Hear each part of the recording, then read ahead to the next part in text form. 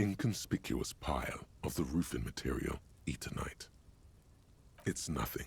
Someone just left some roofing material slanted against an old shack.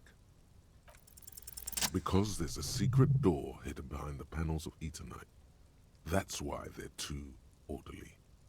There it is. You see a shabby little door.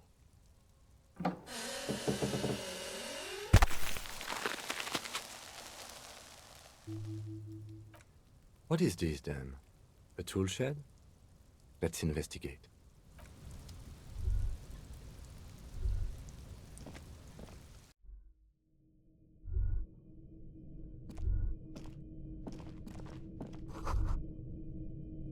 Be still, my beating heart. It's amphetamine. Sweet amphetamine. The lieutenant isn't studying the powder in the mirror. He's studying you. Perhaps not. This is below our pay grade, detective. However, see that ladder there? It's probably another way into the industrial harbor, no? A secret path the local kids use.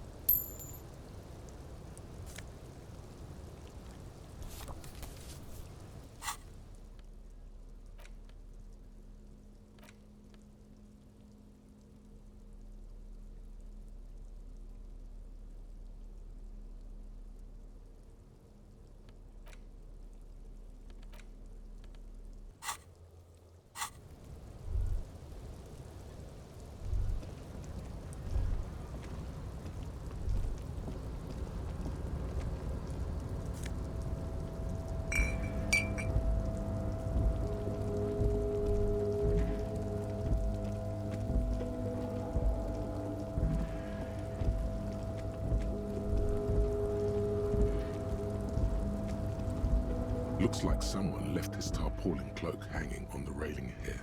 When the wind ruffles the cloak, you can most definitely see a white rectangle on its back. Yes, it's probably yours. It bears the RCM insignia, and you have a habit of being careless with your equipment. You could probably make the jump. You look like you've done some track and field in your day. The wind is aggressive up here. The lieutenant looks at the enormous crane towering in the distance over the container yard. That machine is a Kvalsund 1020 HK.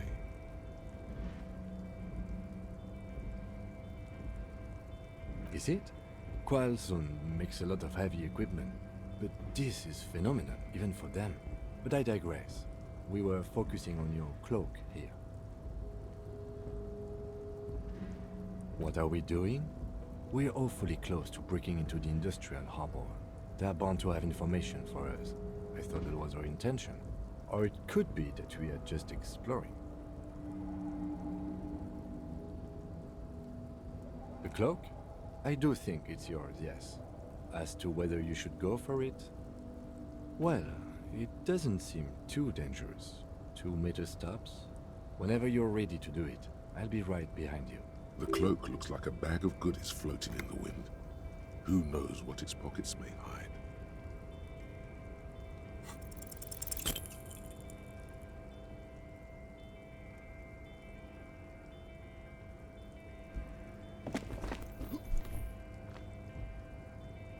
Nope, no.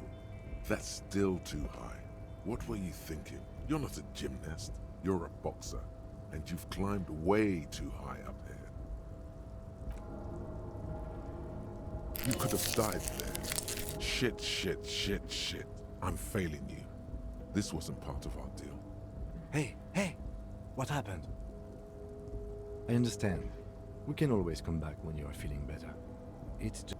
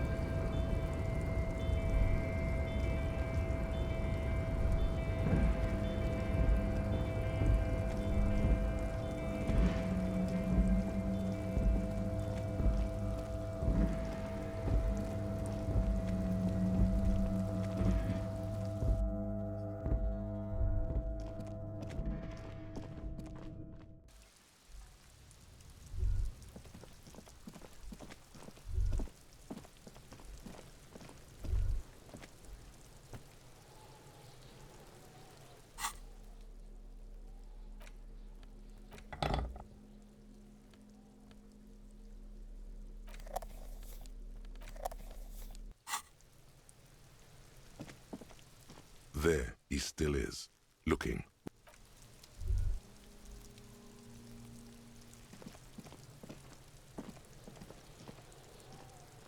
Can't you see I'm throwing rocks? Alright, entertain the Kuno. Show me what you got. What you got there? What you got, huh? Show me what you got. Shitload pig. Don't tell the pig shit, Kuno! If I were to want to waste my time, which I do not, I would ask them who he is, how he got there. Kuno's fuck gimp. Kuno uses the fuck gimp for target practice. Probably climbed. Kuno was busy down the road. You heard Kuno. Kuno wasn't even in Martinez. Kuno, I don't know. Some fucking mescal. There is no Night City anywhere. That sounds like the name of a city in some pulp science fiction novel. Kuno gives this info out on just a couple of pigs. Yeah, you tell the faggoty. You're testing Kuno. Get lost.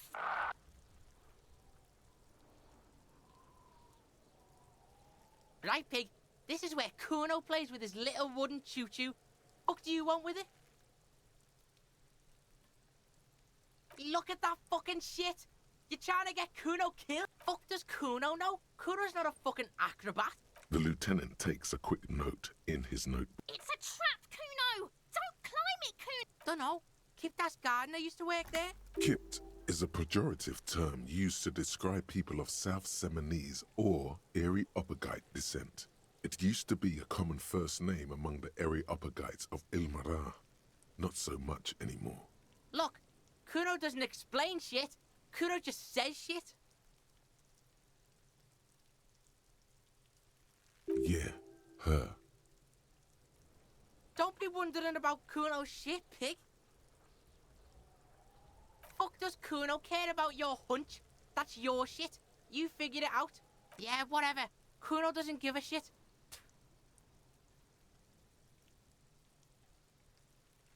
Kuno's Kuno, pig? Yeah, Kuno's in a fucking gang. In a bang gang. Kuno bangs for Magie, bangs for Mazda, bangs for Revachol. Watch out, Kuno. He's trying to fiddle you. He's gonna put his hands on you. Help! Pig's got Kuno! Help! Rape! Help! He's got the Kuno, help! Yeah? Get out of here before the Kuno beats the shit out of you. Yeah, that's right. Drag your fat ass out of here, fat boy, before Kuno fucks you. Bye! Got fucked by the Kuno. We alright? You wanna get fucked again?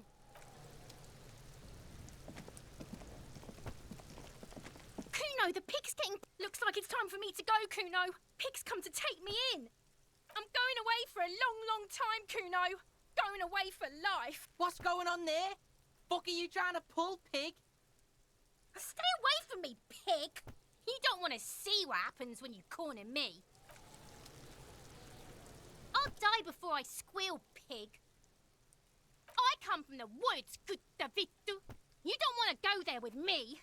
You don't want to see what I've seen. Don't be traumatizing here. Get the fuck out of here.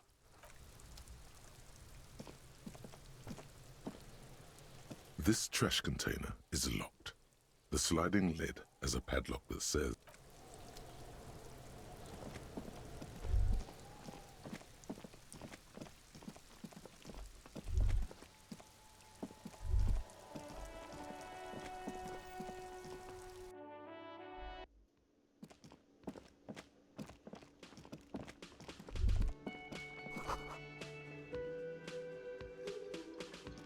Can I help you?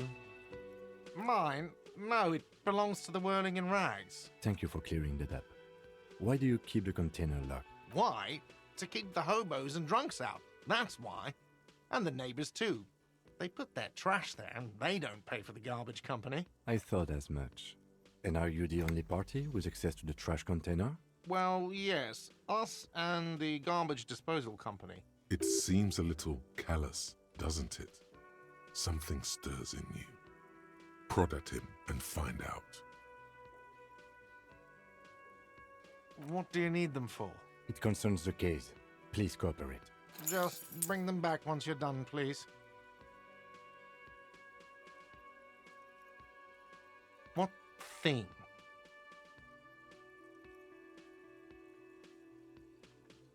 Yes, not the whole damn union, thank God. Just the nastiest and loudest faction.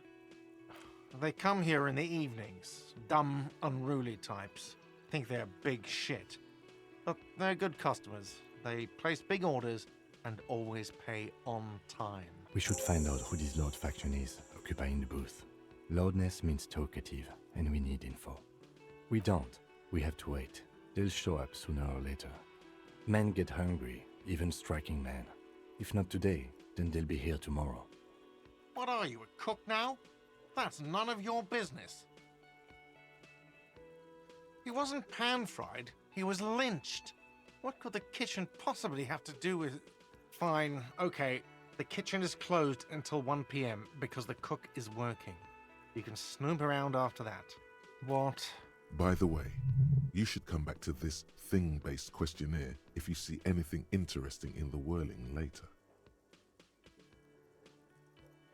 God. Oh, but he should be. Lay it on him.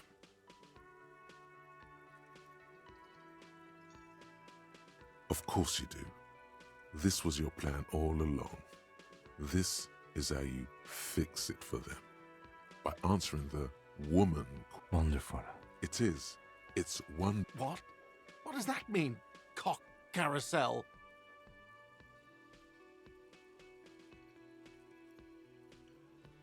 Huh? Yeah, this feels right. It feels wise. Good setup. Now speak the real shit. Does it mean you talked to her? What else did she say about me? What else do you need?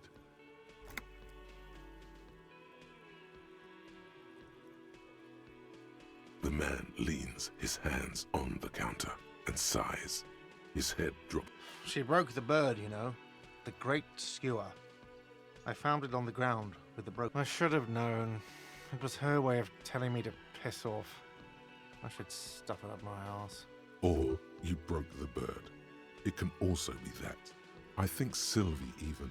Yes, the bird is connected to this. It's a symbol of hope, and she broke it.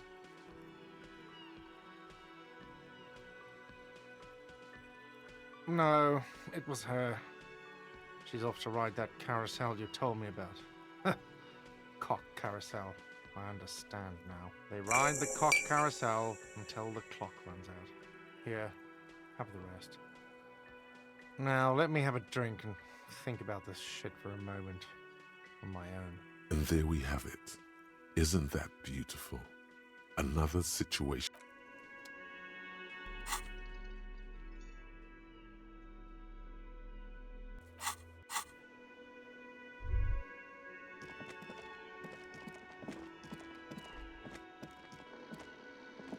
The worker is a colorful piece of plastic is dangling from his carabiner. It's a dock worker's ID, doubling as a shift card and a job permit. A young, able-bodied man. You fumble with the spring-loaded gate of the carabiner, but to no avail. The dangling like fucking sleigh bells. What are you doing? You're gonna get... Stop finger-fucking him, officer! I'm responsible for these oafs and their stuff. Even Sleepy there. Yeah, sure. I don't care. Just don't finger-bang his stuff, okay? To be honest, he's correct. Police officers generally don't go around appropriating. It was just an idea. Come on, relax, everyone. It didn't turn out well. Doesn't mean it...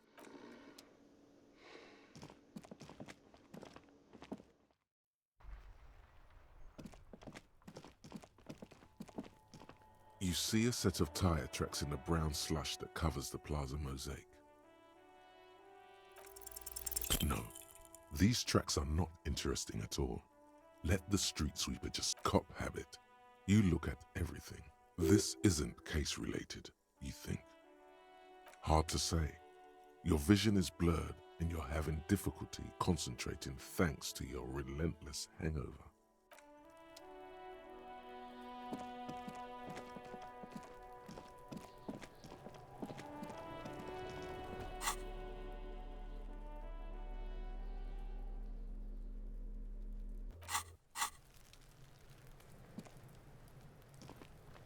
This trash container with a well-oiled crack, the lock pops open.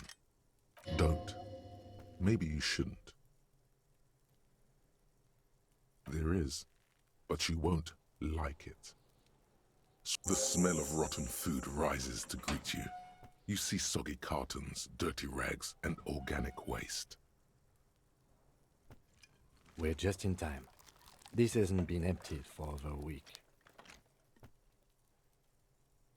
You see milk, an egg rest with one broken egg in it, some pasta wrapper. Picking up the soggy packages somehow feels familiar. You've done this before. The movements are recorded in your elbows, the methodology in your fingers. You're used to this. No, searching for evidence in the trash. A box falls into pieces in your hands. Batiste Soleil cereal. There are plastic pasta packages below, and turbo noodles. Nothing of note, however. Among the threadbare kitchen towels, something catches your eye. A pair of denim trousers. As the legs of the slime-covered jeans begin to unspool from the garbage, a rank corpse smell fills the air. The victim's clothes? Cadaverine odor is faint. If these belong to the deceased, they were removed when he was still in the early stages of decay. Drop them in here, officer. Guitar-marked blue jeans. Pockets empty or emptied. He wore them with a belt, too, a white belt. The loops appear stretched, but the belt is missing. That's it. Do you see anything else in there? I have another bag here. Something slimy catches your eye. A drab, long-sleeved shirt, olive-colored, appears from the food waste, dripping with pus. This is a military-type overgarment. No label or serial number. This is the kind of rib-knit shirt that's worn over light armor to conceal it in an urban scenario. Anything more? The rest of the rags are just kitchen variety waste. A yellow old mug that catches your eye. But other than that... All right. We should go to Gart again and ask if he knows who put the clothes in the trash. It could be as simple as someone from the hostel cleaning the yard. Or that one. I'd advise against confronting that force. Not really. All we know is the victim's clothes are in the trash. The lid was locked and his establishment had the key. It's just a small loose thread. The lieutenant nods. Then it's just organic waste, cold and slimy on your hands.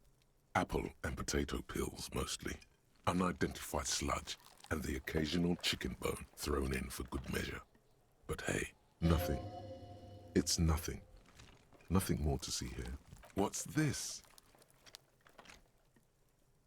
A blue piece of plastic sticks out from the apple peels. It's shiny. Looks like the corner of something. Something larger. A clipboard. A blue plastic clipboard with moist papers hanging from it. They look badly damaged, but you can still make out forms and notes, written in a man's handwriting. Officer, is that your paperwork? It is. Look, the plastic has the RCM street grid on it. You've even got an autopsy form in there. If you don't mind me asking, how did this get in the trash?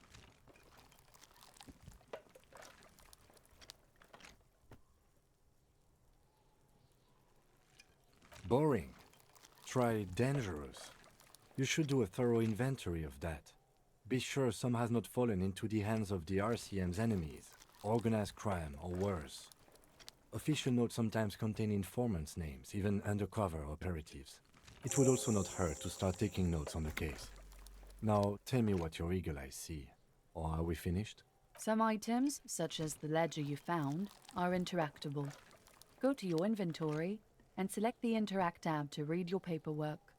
You pick out a broken mug with an oddly racist depiction of the yellow man frolicking in saffron, only in its social sensibility. You've acquired an interactable item. Investigate this item further by going to the Interact tab in your inventory. The container sounds a muffled gong. That's one thing off the list. I think we got it all.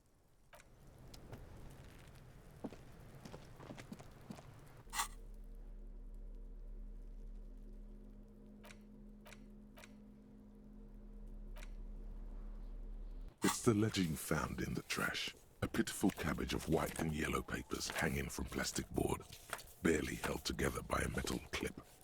This sad display is made complete by the faint smell of urinal cleaner.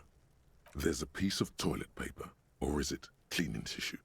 No, it's toilet paper, desperately sticking to the back of the blue plastic clipboard. It's a metaphor for you.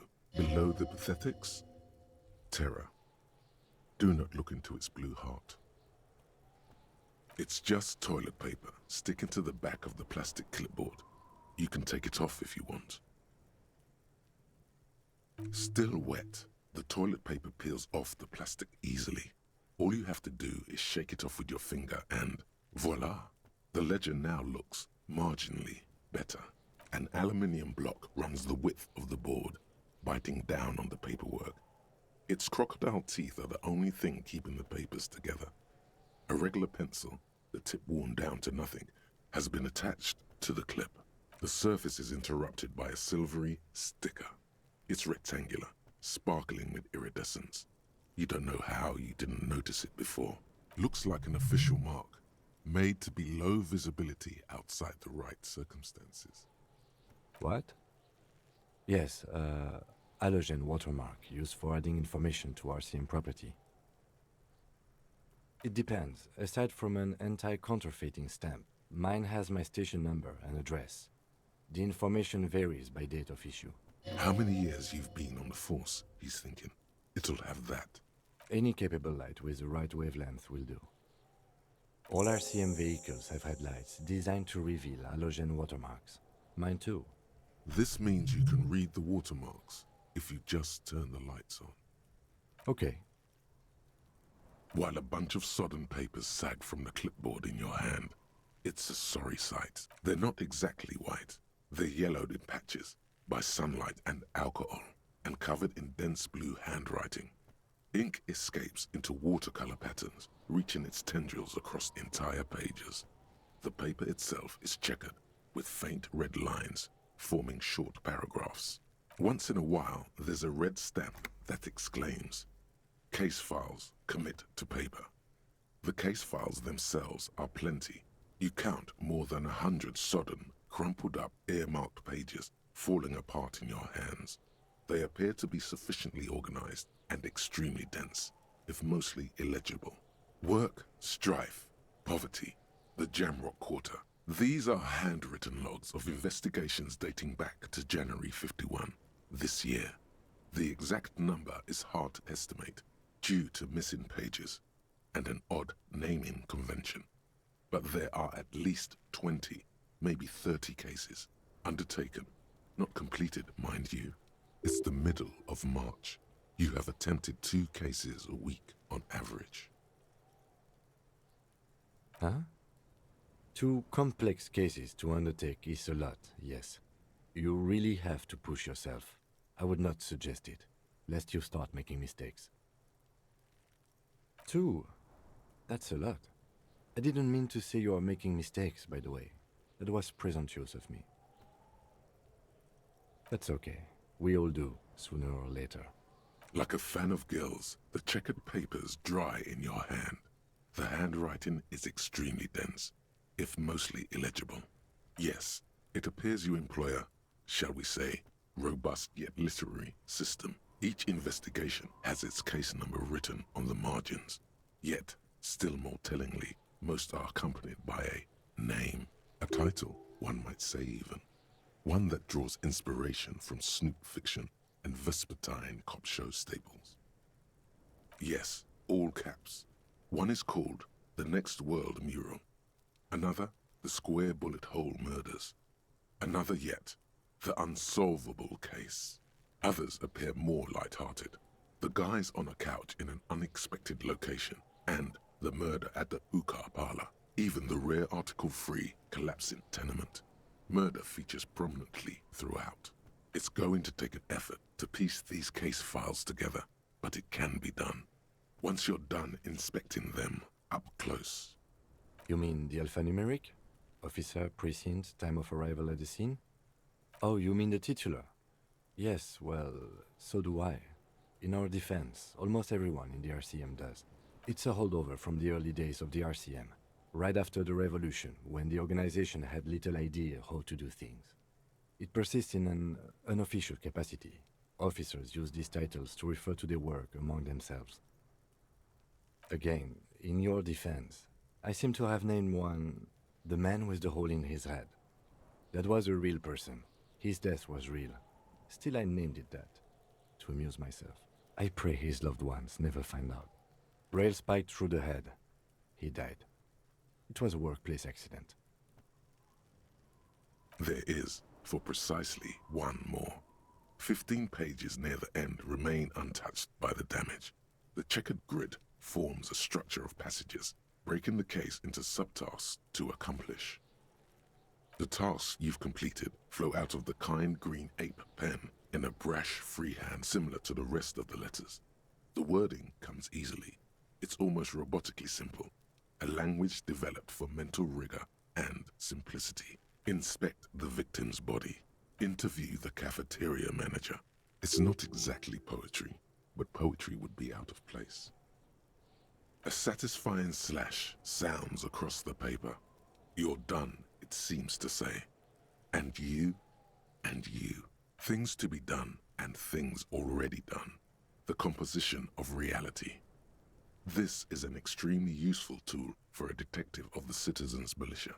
Now all that remains is to name the case. No, actually. Any ideas?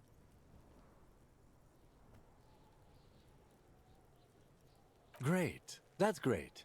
That's actually what I was thinking too. The Hanged Man. Good, strong name.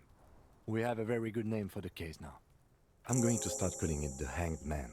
It's good we sorted this out. You don't exactly close them, so much as distance yourself from the smelly papers.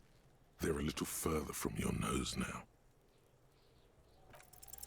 Yes, you can piece them together using the alphanumeric code on the margin. It always begins with HDB41, then date of initialization and time of arrival on the scene, followed by the title. For example, HDB 41120111700, the Next World Mural. Why yes, your precinct number is 41. Every last alphanumeric in the files begins with it. And these are your case files. It's safe to say HDB are your initials.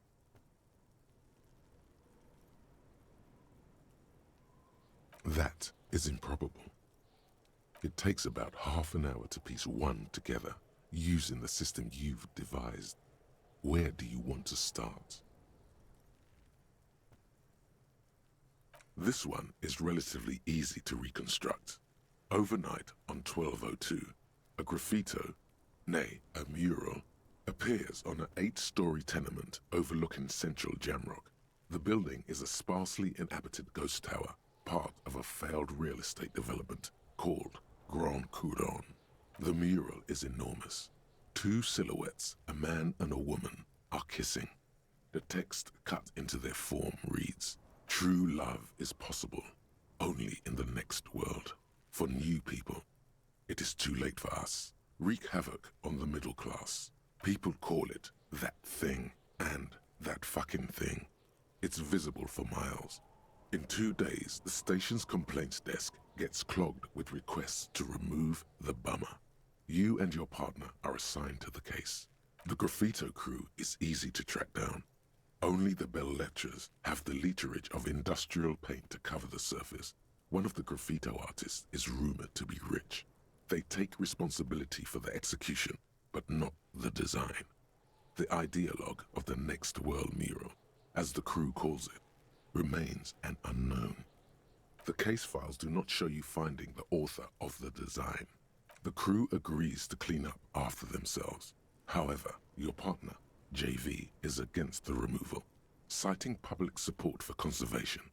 This leads to a debate in Precinct 41, which then spreads to the streets of Jamrock, ending in a rare plebiscite organized by you and the rest of Row 3.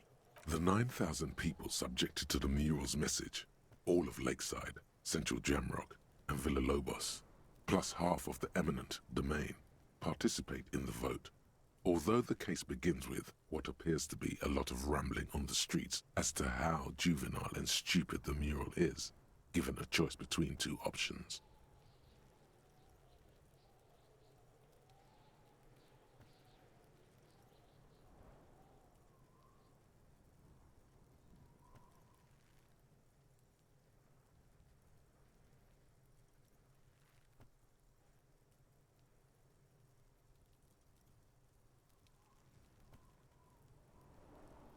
A staggering 78% of voters choose to keep it.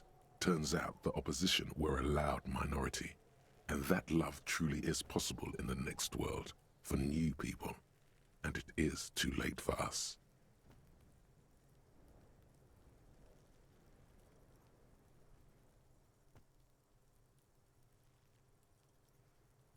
Did anyone ask you what you believe in, man with the smelly toilet ledger? What do you want to tackle next? Or are we done? Not much has changed in the meanwhile. A bunch of sodden papers still sags from the clipboard.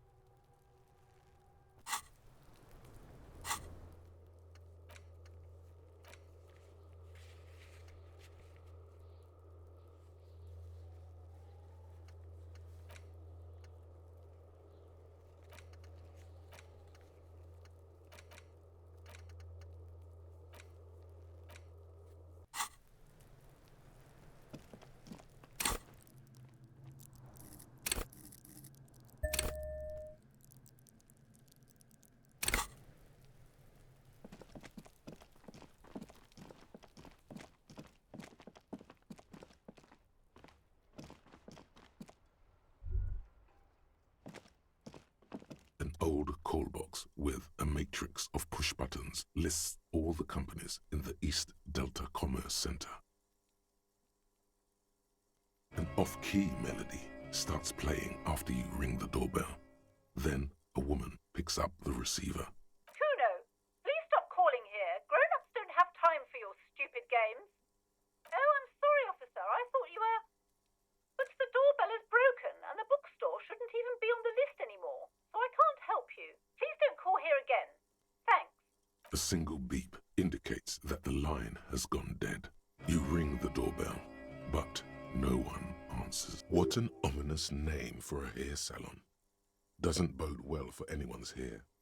All you hear is static, but no one answers the call.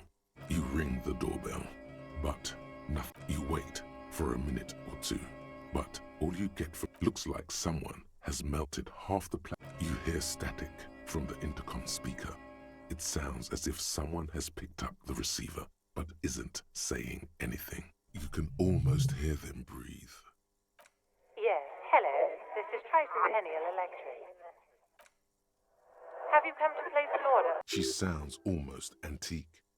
as if her voice was being played off an old wax cylinder. A receiver must not be working properly. My God. The lieutenant exchanges a look with you. It's you. My God. I didn't think I would hear your voice. It's a woman, and she knows you. Your heart beats faster. No, something's wrong here. Are you sure she's talking to you? Michelle, just please. Why did you even call? I don't understand.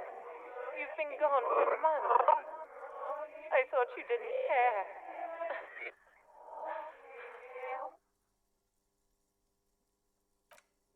Ever since I came to work here, it's been different. As if my mind's been wiped clean. A spot of static overrides her words. When she speaks again, it sounds like she's submerged. It's so nice. It's so nice to be able to finally forget. She sounds like she's about to cry. She doesn't answer. Silence. The only thing you can hear now is static and waves washing ashore on the bay. Another seagull passes by.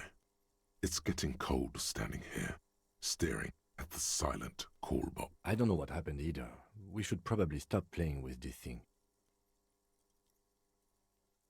You press the number sign on the keypad that terminates the call. 12 name cards on the call box read. No, hold on. The last thing you need in your life is more hysteric emotions. Forget it. Find something else to do. Silence. No one's home. Silence. No one answers the doorbell. Nothing happens after you ring the doorbell. Silence. No one on. This button looks new, but someone has removed the name card. Nothing happens when you try to ring it. Huh.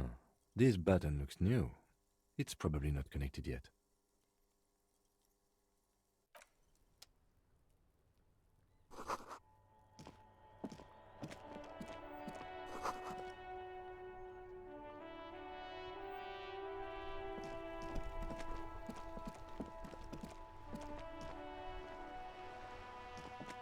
Hello, sir. Step right in. The store is open. Are you interested in a new and exciting book? It's a bookstore, sir. We sell books, postcards, and some board games. It's called Crime, Romance, and Biographies of Famous People. Whoa, whoa, whoa, whoa. Hold your horses, little girl.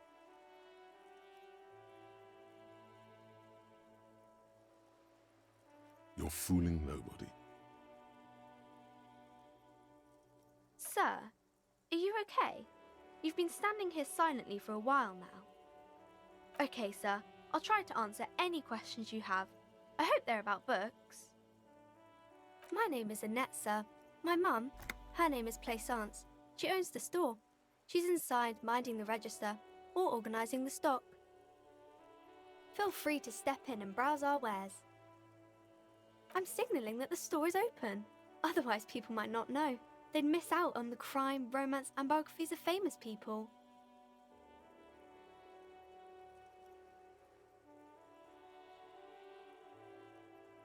Thank you, sir. I'm happy to help Mum out with the store. I do my studies at home at the moment.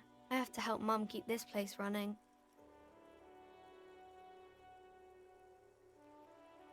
Mum says it's necessary to do both because it builds character. Mum says a proper worker is dutiful. That's how you get ahead in life. You succeed. There is stress and unease behind these words. She's reciting etiquette. Mum says it's peachy. She was a little afraid at first. There's talk about this house being cursed. Behind her, the window has been boarded up. You sense the boards creaking, twisting for a second, and some kind of doubt in her tense shoulders. Cursed in the way that makes them say that no business has ever really thrived here, sir. That they all go... Exactly, but we've been doing fine so far.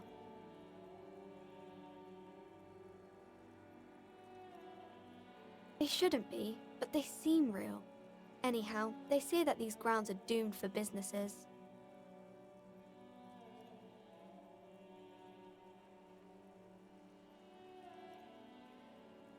Of course, sir. Crime fiction is about murders or burglaries or things like that, and the work of a policeman or a private detective who's trying to solve a crime and catch the criminals. And it's kind of like a puzzle too. You can guess who the criminal is or how the good guys are going to catch him. You don't look much like a policeman. Didn't mean to offend, sir. Sorry, sir. It's just that you don't look like Dick Mullen.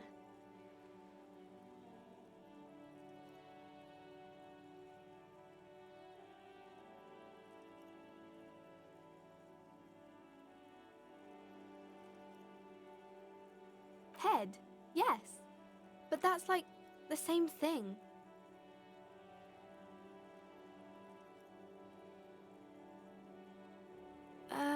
Not really, sir. Yes, sir. He's just a fictional character. I understand. He's no match for you. Maybe you can show me some real police work, sir. Like in the books. The girl keeps her hands folded, hidden. Why is that? What do you mean, sir? She looks around anxiously. Her hands remain folded in front of her. She doesn't want to show them. The lieutenant stands by, looking at the two of you with little interest. She brings out her reddened hands, her nails frayed, nearly chewed down to the flesh. And you knew this from me keeping my hands folded? Well, that proves nothing. Anyone could do an easy deduction like that.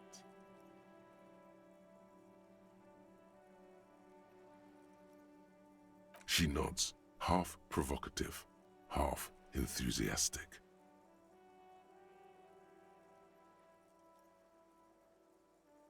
Maybe so, sir. Okay, I know it's a bad habit, and I shouldn't. It was okay, sir. There's more that can be achieved here. Ask her to do the same. You're quite sober. The lieutenant does not flinch at the comment. He does not flinch even a single bit. He is intensely not flinching. It takes effort. Because you usually aren't. I'm sorry, sir. I hope things get better soon. There she stands, swaying on her feet, assaulted by the early spring breeze. She smiles at you. The whole situation suddenly feels familiar, somehow. You have absolutely no idea. Familiar? How? You must have forgotten something you heard again.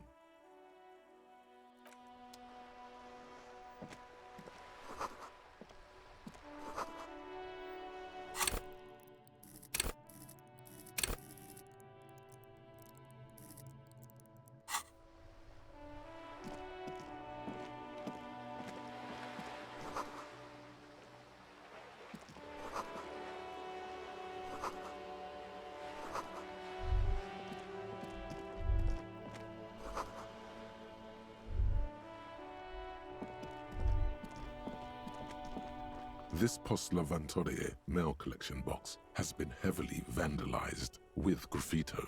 A closer inspection reveals 2 bullet holes in the front.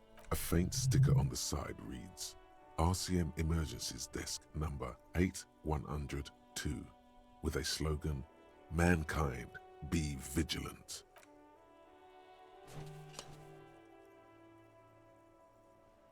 The box seems happy. Eat shit, pig. Fucked by the coon, and St. G with a crown have been scribbled on it. Jenny is a whore, and best set mailbox also. The mail collection box seems cathartic, thankful even. So do you. You shudder, then you swallow.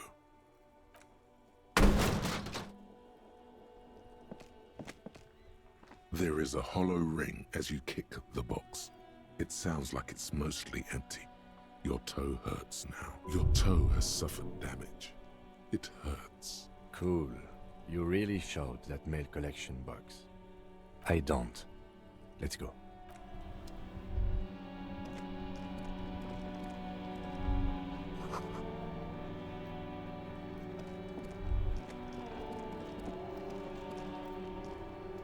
Inside, you see a set of steering levers, a radio microphone, a pull-out. All right. Ready? I turn, you press start. It's next to the preheater. The dashboard lights up with orange glow. The rounds per minute gauge jumps, and the engine of the Caprice Canadian comes like a leopard waking from its sleep, yawning and roaring at the same time. The lights unfold with a little click, casting electrical light onto the ground before the vehicle. There you go. I'll turn them off from the remote once you're done. We just need to stand in front of the machine now.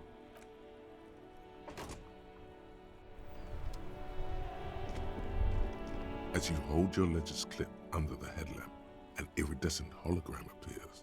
A street grid and the veins of a great river. A familiar sensation washes over you. There she is. Revachol West. Around the borders of the watermark are dozens, no, hundreds of micro-perforations. There are many of them, and they are divided into 3 separate rows. The first row has 18 dots. The next is the longest. It runs all the way around the border, and then some. There are so many, it's hard to count. More than 150, at least. Maybe even 200. The last row has 3 perforations. That's it. The rectangular watermark is overlaid with the logo of the RCM, and yet the major arteries of Revachol are all recognizable. They shimmer in the Kanema's headlights. A rat brazenly darts past you and disappears amongst the stopped lorries. In the distance, a child somewhere shrieks.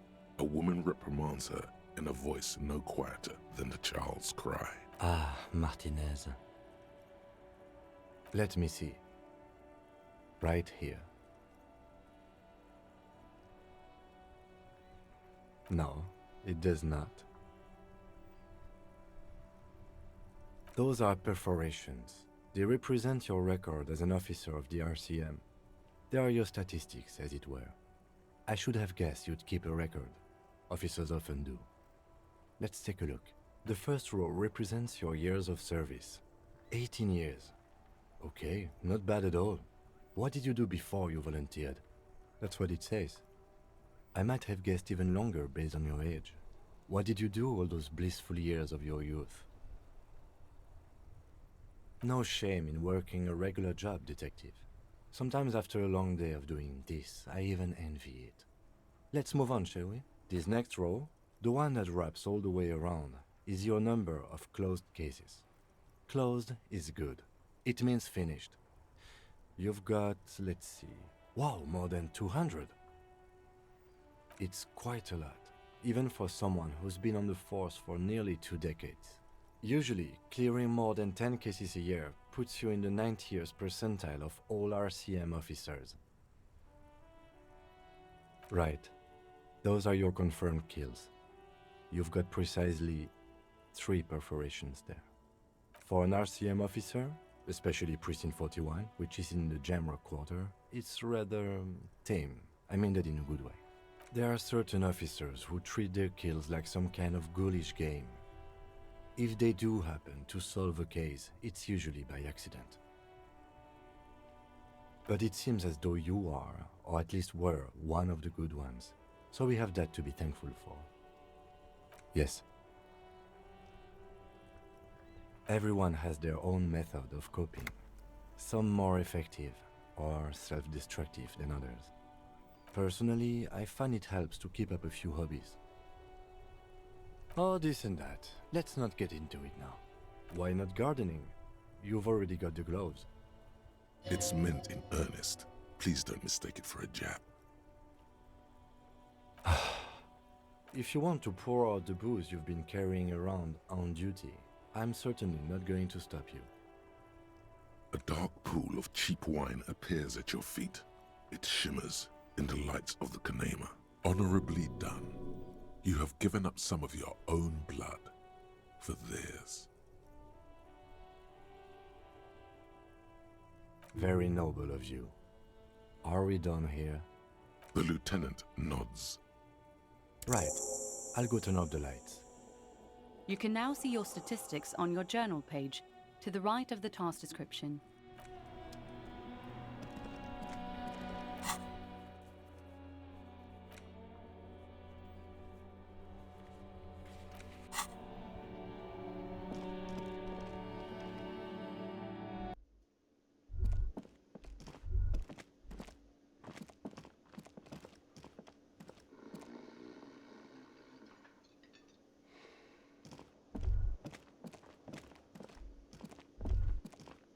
Can I help you?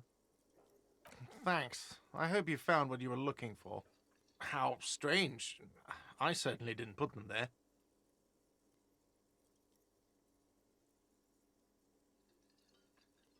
The trash collection service? CS Municipal.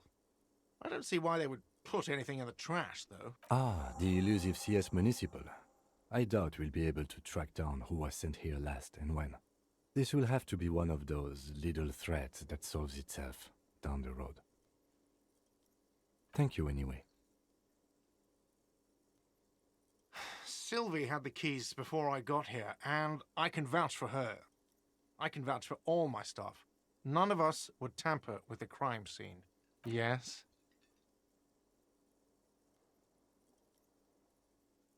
Another thing. Great. I love those. Yes? Absolutely out of the question. Absolutely in the question. First we find a sad banger. Then we sing this place to shit.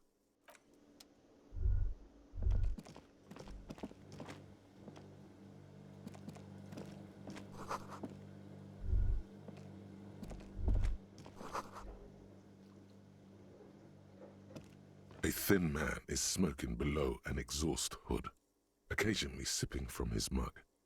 This must be the Whirling's cook. As you step in, he nods toward the table and says something in a completely foreign language. The only words you can make out are Garancy and Quebec. It must be his name. Garancy. Garancy Quebec. Sounds representative. The man puts his cup down and replies something, his left hand drawing arcs in the air. He smiles and bangs his ladle against each of his pots in turn. It's almost like music, especially with the sounds of assorted dishes boiling and simmering on the stove.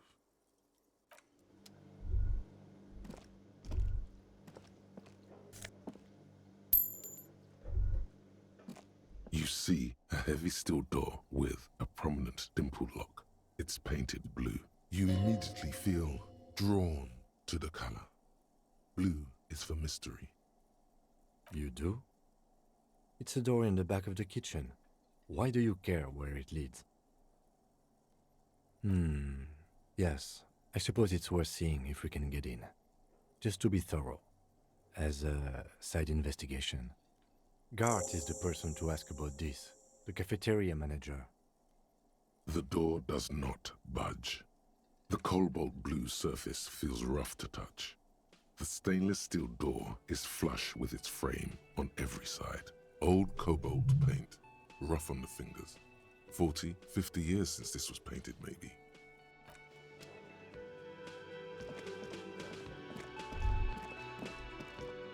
Can I help you? Yes, have you got it? Like what? Another thing.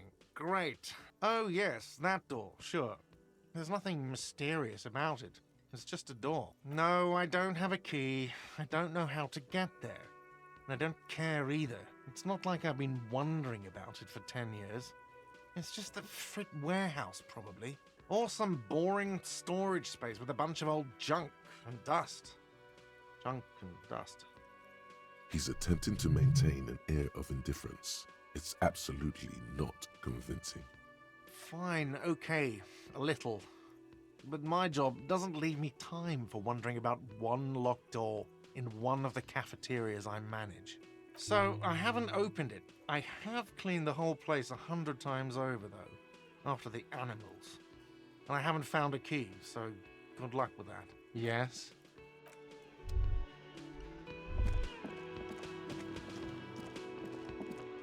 You see,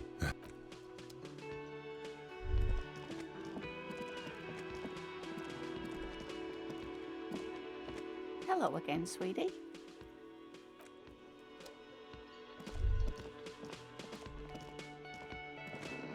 the worker is...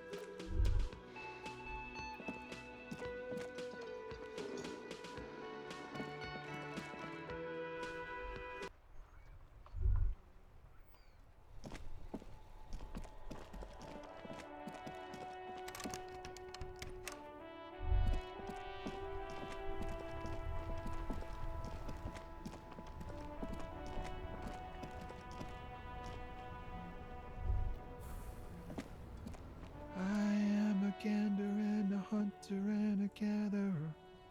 Feel like a traveler. A simple little cadence. He seems to be making it up as he goes. It's the jam, my man. The air from the east is thick with the smell of crude oils, heavy metals and other byproducts of the modern era. You can almost taste it. It's a traffic jam for the ages. Harbor gates up the street are shut tight, no explanation given. Workers on strike, scabs agitating, an all-around clusterfuck. Meanwhile, we're all stuck here in long-haul limbo for days upon days upon days. Upon days. Feels like forever. Like I was born on this here roundabout and this was all I ever knew. Just me and the metal and the tires, the oil and the fumes and mazout. Yeah, imagine. It's been a whole week already. So tell me, what do you need? Nope, don't smoke. Some of the other drivers do, though. There's still a few around, waiting for the jam to disperse. Or waiting for the sweet release of death. Yup, nothing wrong with that statement. Your senses have nothing to add. You'll have to ask around elsewhere. You could also check the kiosk down the street. Frit. With 3 T's. Rebishaw's weird. Huh? Oh. No, I ain't got any money. They don't want to pay for unfinished work. The bosses, man. Makes sense. It sucks is what it does. It's like, whatever's going on over at the docks. Workers got a blockade set up, making demands, no way in or out. Some pretty wild stuff, I hear. Like a giant new power crane in half the company? I forget what exactly. Good on them, I guess. I've heard talk there's a company rep in town, too. Like, a strike negotiator type. They'd know what's up. Precise demands and so on. Ah, yes, from the Wild Pines. We'll meet her soon enough, I'm sure. They want to keep that money flowing in, my man. Ka-ching. Anything else? Yeah, this ain't really my area of expertise. I just do my job and get paid. I have things to do and places to be. All of us do. Us lorry drivers. Camionneurs. You still hang around here waiting for this mess to end. Most have scurried off somewhere to get drunk or high. Or laid. Not that I blame them, really. Not my thing. Chasing transient pleasures is a drag these days. I prefer the examined life now. Thinking, reflecting, observing. What's better than chasing transient pleasures? The more transient, the better. When one's ended, you can get onto the next one. He tries his best to look nonchalant, but there's a rigidity in him, as if trying to conceal something warm and deep beneath a cool exterior. Ease into it. Don't go too far. This seems like a personal matter. I'm okay, man. Just... the jam's got me down. The fumes, the chemical rainbows, the tarpaulin stretched on the frames and the dull engines off. Maybe the full-on direct approach wasn't correct. Damn, it's tricky business looking into someone's eyes and not doing it wrong. He ain't one of us drivers. I know that. All accounted for. Otherwise, I haven't really asked about that. Been wasting time right here. Keep him busy. It's easy to see he's telling the truth. He's kept his nose out of the dark stuff. Analyzing the fundamental structural and psychological conditions of being stranded in the midst of a sea of motor lorries and their sad, despondent chauffeurs. A sense of surprise there ain't more bodies hanging from more trees. Oh, high-grade narcotics, illegal firearms, stuff like that. Can't even get a few jokes past you, my man. I've got another haul of found cargo. Mostly sporting goods, tracksuits, and that kind of thing. They usually get shipped to Grad and the Occident, though we've been making headway in the Il Moran market lately. We're pals and all, but I can't just freely hand out the merchandise. The bosses won't be happy. This rockin' beauty. Sure is, like a rash you can't get rid of. You interested in heavy-duty cargo machinery? A motor lorry, also called a camion, on Caillou and neighboring islands. This one looks roughed up enough to be some sort of found rust bucket. Maybe the A6? Good eye, my man. Yup, she's an old one, but reliable. Me and her spent a long time together. Not unless they've illegalized sports equipment while I was on the road. The man taps his fingers rhythmically against his arm. Don't be a stranger.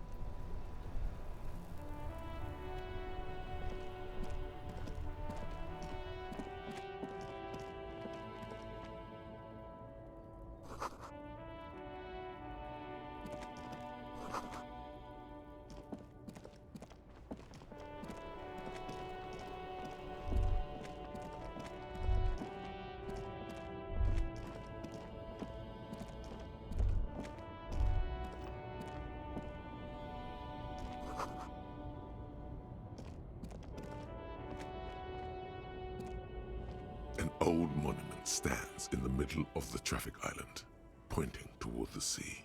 It looks as if it's been reassembled piece by piece, secured and mounted in the air with the aid of numerous ropes and rods. A silver plaque on the statue's pedestal reads, "I am Philip III, the Squanderer, the greatest of the Philippian kings of Revachol, son of Philip II, the opulent, father of Philip IV, the insane." As you look up, you notice something about the statue. There are some odd indentations on the king's chestpiece. Even by the standards of the Philippian kings, old sumptuous Philip was known for his profligacy. Well, he blew through the whole national treasury, starting the decline of one of the penultimate century's greatest superpowers, the suzerain of Revachol. His own maladministration foreshadowed the fall of the monarchy. During the anti-centennial revolution, an end to his family line and the monarchy on the Insulindian Isola.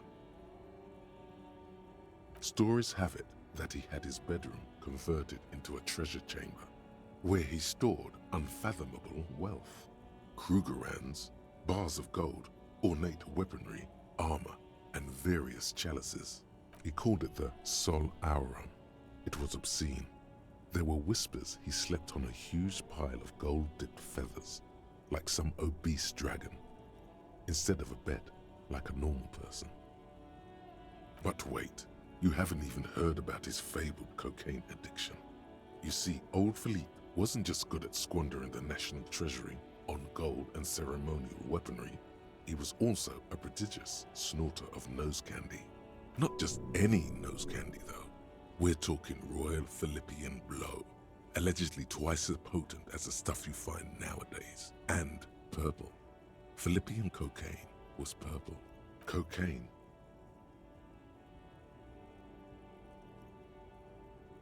His Majesty's courtiers said it helped him connect with the higher realms.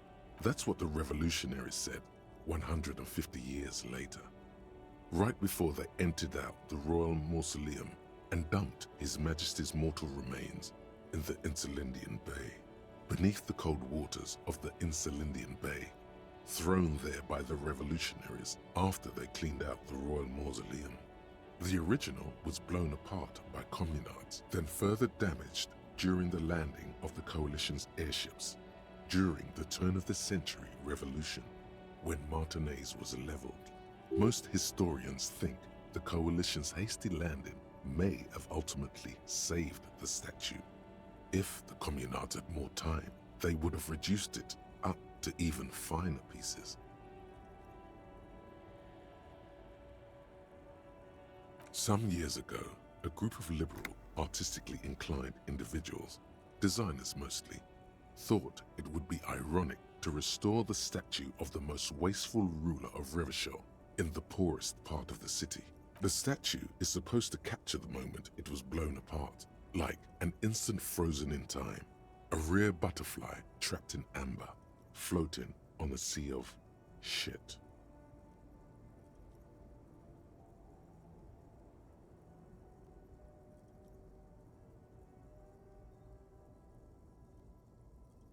Neither do people in Martinez. The statue has proved to be controversial in a neighborhood mostly populated by the left-leaning working class.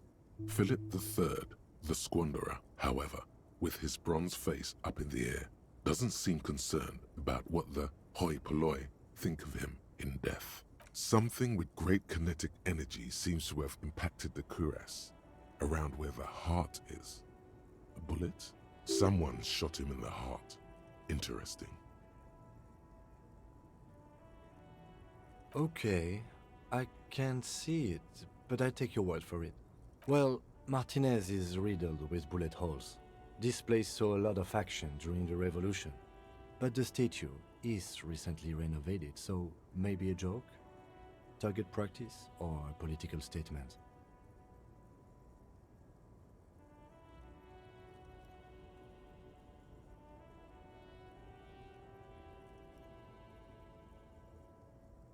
Why not? What this shows us is guns aren't too uncommon here, and people still shoot them, sometimes at kings. The king stands high above